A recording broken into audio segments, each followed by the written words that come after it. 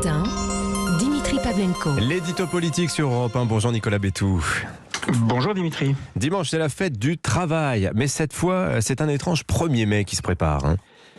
En tout cas, ce sera un 1er mai très différent des années précédentes. D'abord parce que si nous sommes en année électorale, c'est bien la première fois depuis 1974 et l'élection de Valéry Giscard d'Estaing que cette date du 1er mai ne tombe pas entre les deux tours de la présidentielle. C'est la mort prématurée de Georges Pompidou qui avait à l'époque décalé le calendrier électoral en avançant le scrutin du mois de juin au mois de mai. Et c'est ainsi que cette date du 1er mai, jour traditionnel de mobilisation syndicale, est progressivement devenue un temps fort des campagnes électorales et l'occasion rêvée pour des manifestations politiques avec parfois des scores monstres. Je pense en particulier à la démonstration de force réalisée par près d'1,5 million de Français après la qualification de Jean-Marie Le Pen. C'était il y a 20 ans.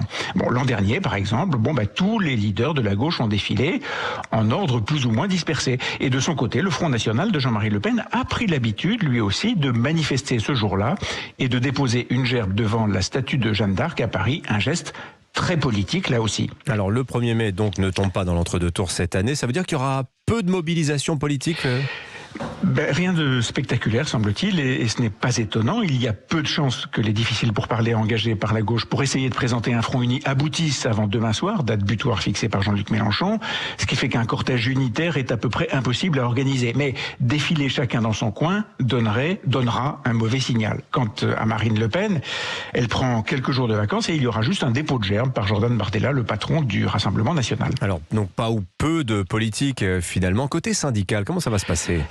Le terrain laissé libre par les politiques aurait pu être l'occasion pour les syndicats de reprendre la main. Mais non, ça fait des années que le front uni des syndicats s'est fissuré, des années qu'ils ne défilent plus ensemble, et lorsqu'un mot d'ordre les mobilise tous le même jour, ils se débrouillent pour choisir des parcours séparés. Pas d'unité donc, la CFDT sera d'un côté, avec des slogans plutôt tournés vers le changement climatique, tandis que la CGT et FO resteront plus classiquement sur des thématiques sociales, les salaires et les retraites. Rien de bien spectaculaire en réalité. Le 1er mai social est désormais à l'image de ce qu'est devenu le fait syndical. Une chute des adhérents, une perte de représentativité, un rétrécissement sur des conflits locaux.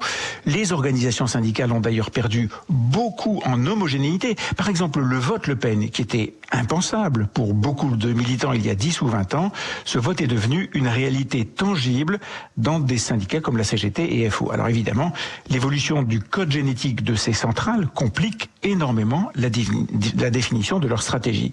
Les permanents sont toujours là, mobilisables à chaque manif, mais le cœur n'y est plus tout à fait. Alors ça pourrait quand même changer, par exemple avec la réforme des retraites, Nicolas. Je suppose qu'on devra s'attendre à ce moment-là à d'importantes manifestations lorsque le projet d'Emmanuel Macron sera sur la table.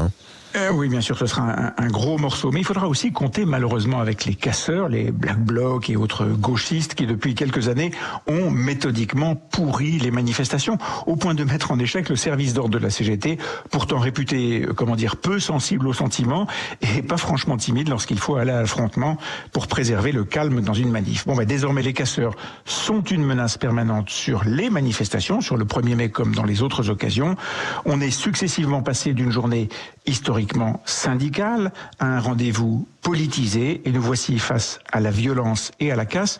Décidément, ce 1er mai dit beaucoup de notre société. Merci beaucoup Nicolas Bétou. À la une de votre journal L'Opinion ce matin, la voiture électrique, le crash après le rush.